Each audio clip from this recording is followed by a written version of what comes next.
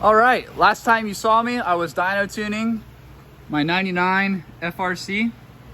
It has a comp solid roller camshaft, Texas Speed CNC ported cylinder heads, and of course the Holley high ram intake manifold. It ended up making 471 horsepower on Lunatic Garage's chassis dyno. It's a dyno jet model, and that was on 93 octane fuel. It has a completely unported stock high ram with a stock Chinese silver blade 90mm copy throttle body. That actually, I haven't had a single issue with it. I had to wire it differently than the silver blades. I think I wired it like the gold blade. I just had to pull this connector apart, repin it a little bit, and then I just kind of reloomed everything. Anyways, I'm gonna pull the throttle body off and the lid of the high ram. Porting these runners on my stock bottom end LS1 I don't think would be that beneficial. However, I've seen a lot of good results of guys cleaning up this short turn radius for the air to come into those front two cylinders. And so I'm gonna do that, port the throttle body. It's also on E85 now. I'm running FIC 560cc injectors. And however, I'm still on the stock fuel pump, which goes from 60 PSI to like 35 PSI at wide open throttle on E85. However, these injectors are big enough to compensate, so my air fuel ratios actually stay pretty good. They don't lean out at all as the fuel pump dies off. But anyways, getting back to it, I'm gonna get these parts ripped off really quick and then we'll get to work.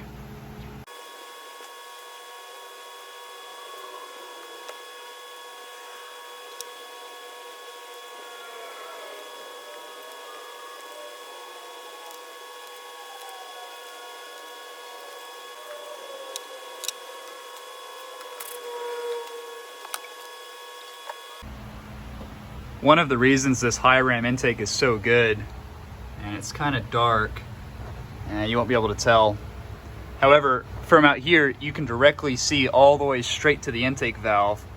So the air flowing through this manifold has very little transitions all the way down through the runner, through the head, into the valve.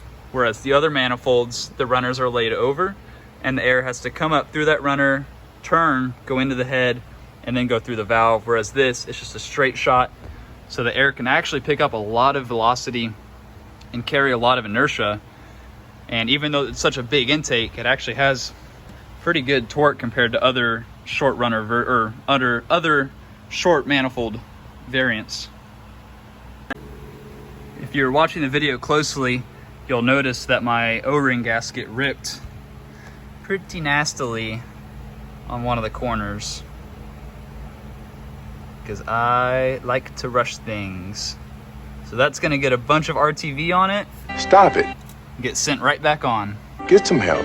Here is the throttle body off of the intake upper.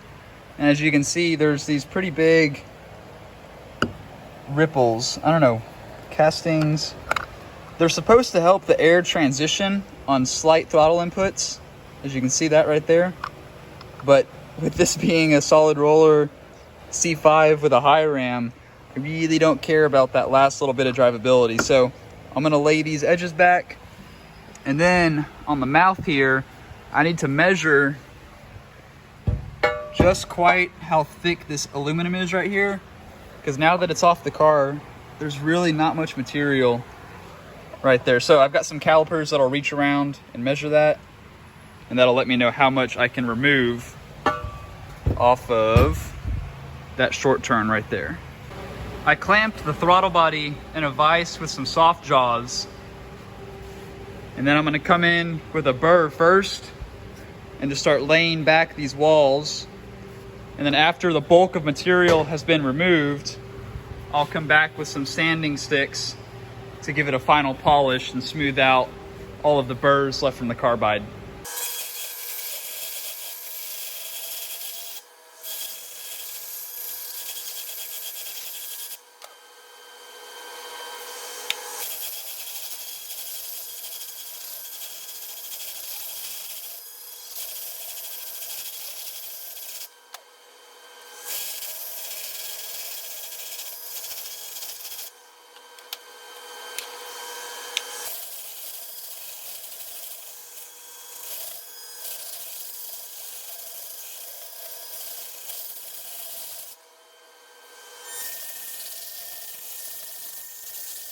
With the carbide burr, I was able to remove all of those big lips and ridges. I don't want to go too much farther on this side because in here, just by feel, that is super thin already. Actually, let me get my calipers. I keep forgetting about those.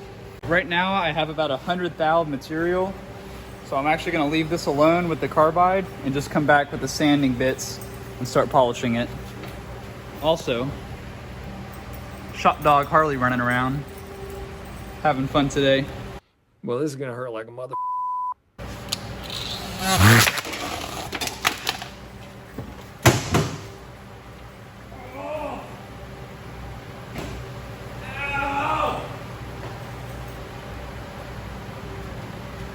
Ow! Ah! That was stupid.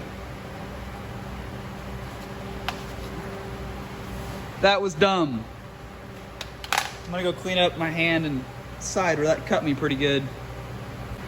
I really don't want to gross anybody out, but look how big that bubble already is. Literally a minute after getting punched in the hand by that thing. And it caught at my shirt and tore it up. Pretty good. Got my right there a little bit. That was dumb. I don't know why I didn't turn the RPM down. I knew to turn the RPM down. That was dumb. The sanding ones, they're a lot longer and obviously unbalanced compared to the carbide burrs. And so when you turn it up at carbide RPM, you get that cool number. That's pretty neat. How neat is that? And now we know.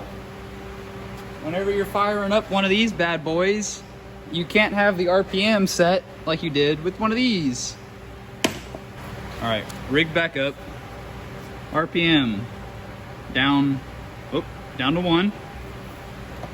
I'll plug it back in.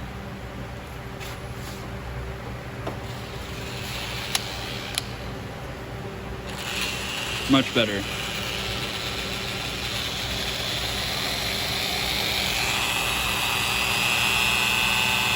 Alrighty, back in business.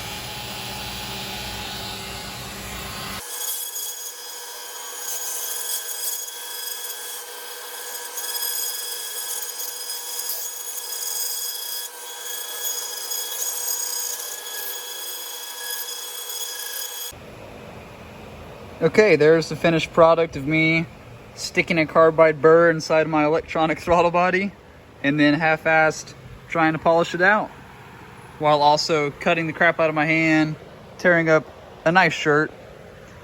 And yeah, if you want more, follow me for more porting and how-tos. Look at that. Beautiful. You know that's gonna make more power. Anyways, on to the high ram. For total clarity, I think porting throttle bodies is kind of a joke, and I'm only doing it because I've never done it, and I'm kind of bored. So, yes, that was a shitty job, and I really don't care though.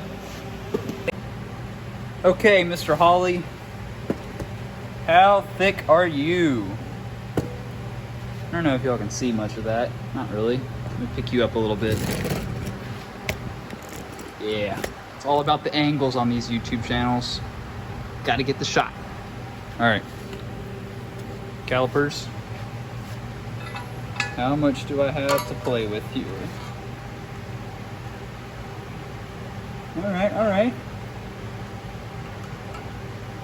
About 200 thousandths.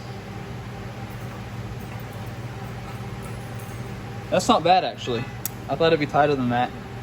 So on this one, I'm definitely going to be a lot more precise, because I think this is actually, I know this is actually worth something. A throttle body was just kind of a, while I'm here, I'll stick a grinder in there, hurt myself, and make a funny video. Anyways, so basically what I'm going to try to do is lay back this radius so the air can come in and turn easier to hit those front 2 cylinders better. All right, round. I am the master of destruction today. Here we go.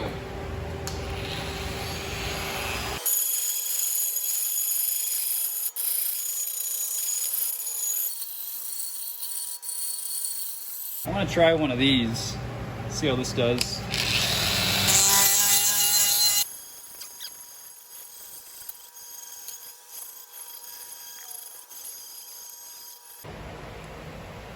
Okay, there's the result of the sander. It actually worked really good. I'm not gonna come back on top of that with anything.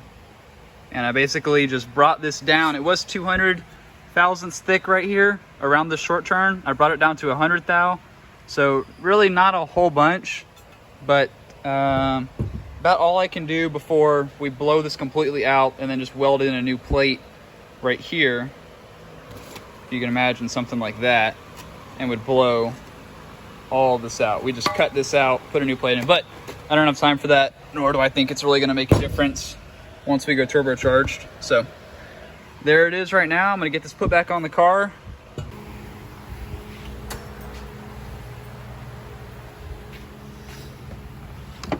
All right, let's see if RTV can fix everything, even a totally ruined O-ring.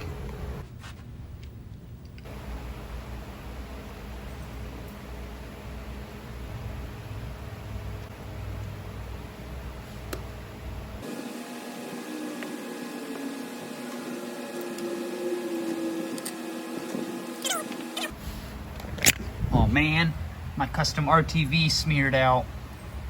Let's give that a little wipe. Yeah, much better. Okay, well, that about wraps up this video.